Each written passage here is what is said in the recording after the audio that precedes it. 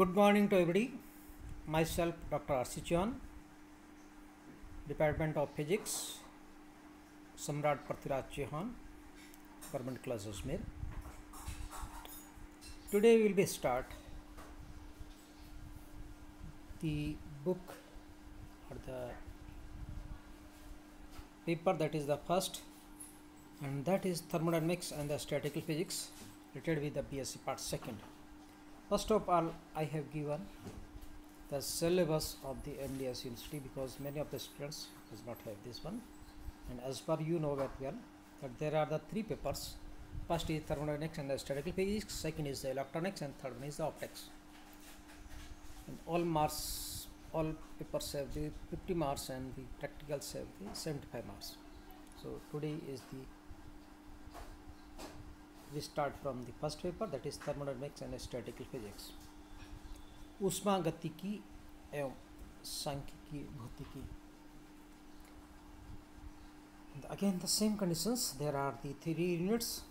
First unit is the distribution of the molecular velocities, as earlier in the we have discussed this one in the chemistry also. That is the transport phenomena like viscosity, conductivity, diffusions, and then the thermodynamics interaction.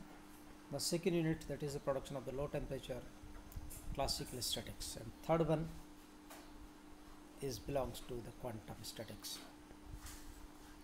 So we start from the first unit, and that is some basic definitions. Thermodynamics interaction, ऊष्मागतिक अन्योन्य क्रिया. जैसे नाम से clear है, interaction है, अन्योन्य क्रिया है, और ये रिलेटेड है थर्मोडायनेमिक्स. नाम से क्लियर है thermodynamics. Thermo means temperature, dynamics movement, motion, और that is the motion due to the thermal energy. यानी जो पार्टिकल्स हैं उनकी ताप के कारण जो गति होती है, उसके कारण जो क्रियाएं होती है, अन्योन्य क्रियाएं होती है, उसको हम थर्मोडायनेमिक्स इंट्रैक्शन कह सकते हैं. So this is the simple definition of the book, that is thermodynamics, thermo plus dynamics. And the second part is the statistical physics. Statics सांख्यिकी मीन्स आंकड़ों के साथ में, कि हमारे पास में बहुत सारे पार्टिकल्स है, उनका पर्टिकुलर टेम्परेचर पे पर्टिकुलर किस तरह से बिहेवियर होता है, किस पर्टिकुलर टेम्परेचर में पर्टिकुलर पार्टिकल्स किस तरह से इंटरेक्ट करते हैं, वो सारी चीज़ें हम सांख्यिकी भौतिकी में स्टैटिस्टिकल फिजिक्स में करते हैं. तो शुरुआत करते हैं कुछ डेफिनेशन से. That is the macrostates. Macro system, स्थूल निकाय. स्थूल जैसे नाम से क्लियर है, मैक्रो मीन्स बड़ा. वह निकाय जिसमें कणों की संख्या अत्यधिक हो, बहुत ज़्यादा कण हो, स्थूल निकाय कहलाता है. Like a gas containers contain the molecules, atoms, ions, electrons, protons, बहुत सारी चीज़ें. जैसे हम वायुमंडल में बात करें तो बहुत सारी गैसेज हो सकती है, तो एक स्थूल निकाय हो गया.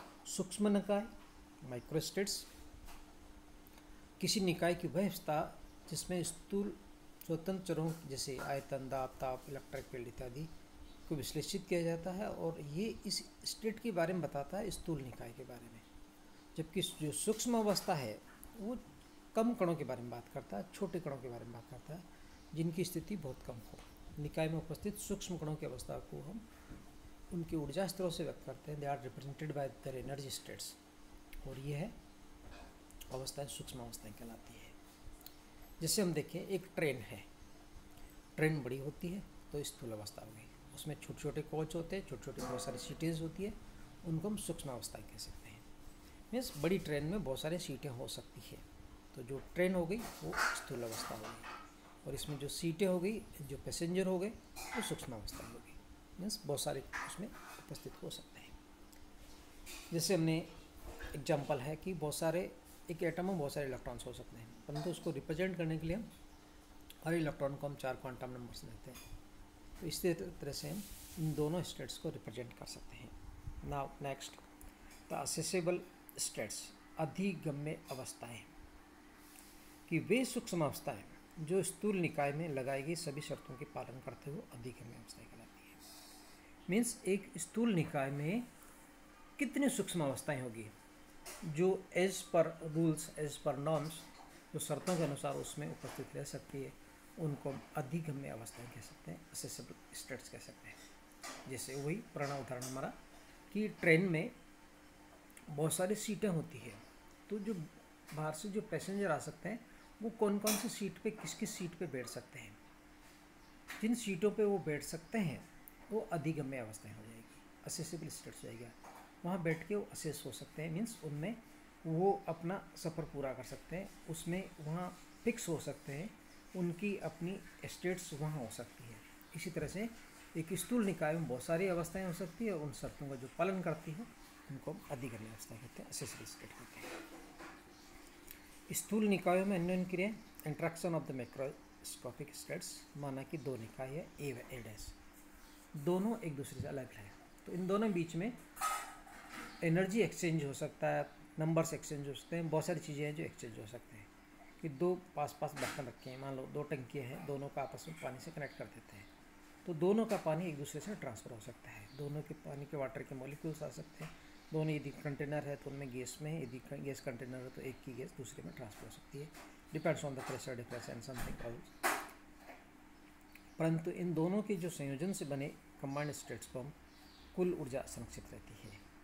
जैसे एग्जांपल दिया हमने कि दो स्टेट्स है ए व ए डैश, इसकी जो एनर्जी है वो ई आई व ई आई डैश है, और उसके पश्चात निम्न क्रिया के पश्चात ई एफ और ई एफ डैश होता है। बार जो लगाते हैं वो औसत के लिए होता है, क्योंकि हम जानते हैं कि इस कंबाइंड स्टेट की टोटल एनर्जी कांस्टेंट रहती है ऊर्जा संरक्षण के नियम से। तो जो टोटल एनर्जी थी पहले और जो टोटल एनर्जी बाद में, दोनों बराबर है। E I bar plus E I dash bar equal to E F bar plus E F dash bar, दोनों बराबर है। इसको हम रीअरेंज कर सकते हैं, E F minus E I plus E F dash minus E I equal to 0, या हम इसको यूँ भी ले सकते हैं, change in energy of the first delta E और change in energy of the second delta E dash, दोनों का जो सम है चेंज 0 होता है, और we can write del E bar equal to minus del E dash bar, अर्थात दोनों निकायों के औसत ऊर्जा में परिवर्तन बराबर एन विपरीत होता है, एक में बढ़ता है तो एक में घटता है। वही पुराना उदाहरण हमारा, पानी की दो टंकियाँ हैं, एक में पानी ज़्यादा एक में कम है, तो ज़्यादा पानी वाला कम पानी की तरफ ट्रांसफ़र हो जाता है, दोनों के लेवल बराबर होते हैं। तो जितना पहली टंकी से पानी ट्रांसफ़र हुआ उतना सेकेंड टंकी ने गेन किया। So we can see the change in the first equal and opposite of the water storage in the second. Now the different types of interaction possibility जो होती है वो क्या हो सकती है।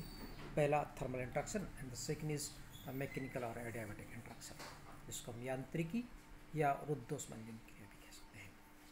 थर्मल जैसे नाम से क्लियर है कि टेम्परेचर क्या हुआ, बाह्य प्राचाल एक्सटर्नल पैरामीटर तथा निकाय में ऊर्जा स्तर दोनों नियत होते हैं, आंतरिक ऊर्जा में परिवर्तन हो सकता है, क्योंकि ये थर्मल इंट्रैक्शन है, टेम्परेचर में चेंज हो सकता है, आंतरिक ऊर्जा में परिवर्तन हो सकता है, बाकी जो पैरामीटर्स है वो कांस्टेंट होते हैं। जबकि मैकेनिकल में या एडियाबैटिक में देखें, एक्सटर्नल पैरामीटर तथा ऊर्जा के स्तर दोनों बदल सकते हैं, यानी इसमें कोई कंडीशंस नहीं है, इसमें कार्य में परिवर्तन हो सकता है। थर्मल इंट्रैक्शन क्या डेफिनेशन हो सकती है, परिभाषा, निकायों के मध्य वह अन्योन्य क्रिया जिसमें यदि बाह्य प्राचलों की नियत रखा जाए, external parameters are kept constant, तो उनके ऊर्जा स्तर अपरिवर्तित होते हैं। ऐसे इंट्रैक्शन को हम थर्मल इंट्रैक्शन कहते हैं।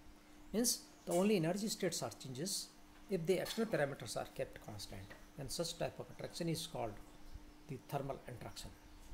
यदि किसी निकाय की ऊर्जा में कमी अर्थात ऊर्जा का उत्सर्जन माइनस क्यू हो, और यदि निकाय का ऊर्जा का दूसरा जो निकाय है वो प्लस की ऊर्जा अवशोषित करता है तो उसमें वृद्धि हो जाती है। मीन्स यदि जेब में रुपये आ जाता है तो प्लस हो जाता है और घट जाता है तो माइनस हो जाता है, सिंपल कॉन्सेप्ट। यदि ए निकाय की ऊर्जा में परिवर्तन डेल्टा इक्वल टू क्यू है तथा ए डैश निकाय की ऊर्जा में परिवर्तन delta E dash equal to the Q dash है, तो हमने जो पहले देर का ऊर्जा संरक्षण के नियम के अनुसार delta E bar plus delta E dash bar equal to 0, so Q plus Q dash equal to 0, so Q equal and opposite of the minus Q dash. What is conclusion of it? संयुक्त निकाय में उपस्थित एक निकाय ऊर्जा उत्सर्जन करता है तो दूसरा निकाय उतनी ऊर्जा का अवशोषण करता है। This is for the thermal interaction. जब बाह्य प्राचार नियत हो तो उनके ऊर्जा स्तरों में परिवर्तन नहीं होता है। विशेष स्थिति थर्मल आइसोलेशंस या थर्मल आइसोलेशंस कह सकते हैं इसको, ऊष्मारोधन या ऊष्मीय विलगन। विलगन मीन्स दैट इज आइसोलेट हो, चेंजेस ना हो। यदि दोनों निकायों को परस्पर किसी ऊष्मारोधित थर्मली इंसुलेटेड एक दूसरे में इस तरह से चीज़ लगा दिया जाए कि जिसमें से एनर्जी का ट्रांसफर ना हो सके, परत से अलग कर रखा जाए, तो उनके मध्य अन्योन्य क्रिया नहीं होती है। इस अवस्था को निकाय को ऊष्मारोधित या रुद्धोष्म विलगित कहते हैं, एडियाबेटिकली आइसोलेटेड कहते हैं, क्योंकि दोनों के बीच में हमने एनर्जी ट्रांसफर होने का सिस्टम ही हटा दिया। नाउ द नेक्स्ट, जिसको हम मैकेनिकल कहते हैं, रुद्धोष्म कहते हैं अन्योन्य क्रिया, एडियाबेटिक और द मैकेनिकल इंटरेक्शन। माना कि संयुक्त निकाय में स्थित दोनों निकाय ए व एडेस परस्पर ऊष्मारोधित है, थर्मली इंसुलेटेड है। यदि निकायों के बाह्य पराचौलों में से कुछ में परिवर्तन करने पर इनके मध्य अन्योन्य क्रिया संभव हो सकती है तथा ऊर्जा का विनिमय भी संभव हो सकता है। ऐसे इंटरेक्शन को हम रुद्धोष्म अन्योन्य क्रिया कहते हैं।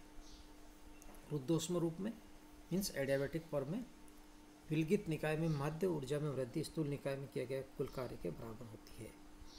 यानी यहाँ देखें, क्योंकि जिससे हम देखें कि पुराने समय में हमने क्वेश्चन जीके पढ़े हैं कि मोटरसाइकिल का, साइकिल का टायर फट जाता है अचानक, तो क्या होता है, ठंडा हो जाता है। क्यों हो जाता है? इसका कारण है कि जो पहले हाई प्रेशर पे था ट्यूब, वो जैसे ब्लास्ट होता है वो अपनी ऊर्जा, क्योंकि प्रेशर रिलीज हो गया तो पूरा एक्सपेंड होने की कोशिश करता है, उसका आयतन में वृद्धि होती है। आयतन में वृद्धि होती है, इसका मतलब कार्य करना होता है।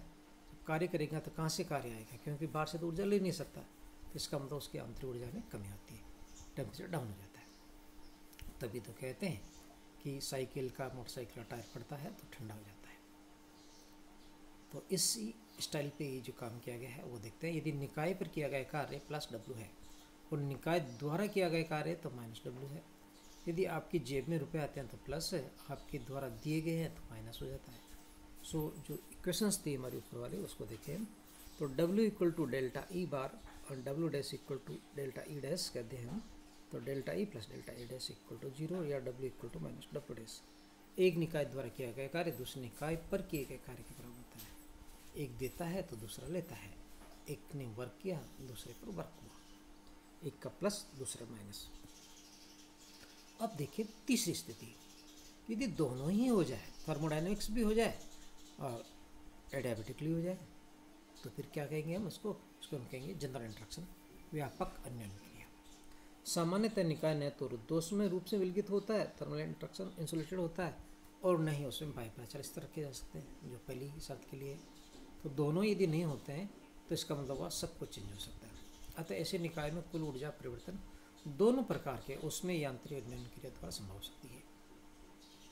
So we can say the change in energy is now W plus Q, तो ऊष्मा का परिवर्तन भी हो सकता है और किया गया कार्य भी हो सकता है। So now the change in energy in the form of these two.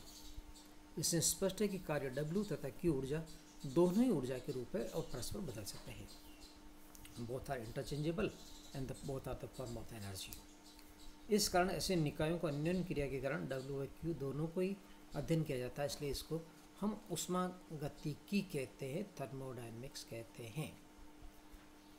Clear हुआ कि ऊष्मा के कारण गतिकी हुआ, means work done by the energy, that's why it is called thermodynamics. ऊष्मागतिकी का प्रथम नियम हमने जो पढ़ रखा है, delta equal to delta Q plus delta W, जो ऊपर वाला फॉर्मूला उसमें इसमें दोनों ही समावेश होते हैं।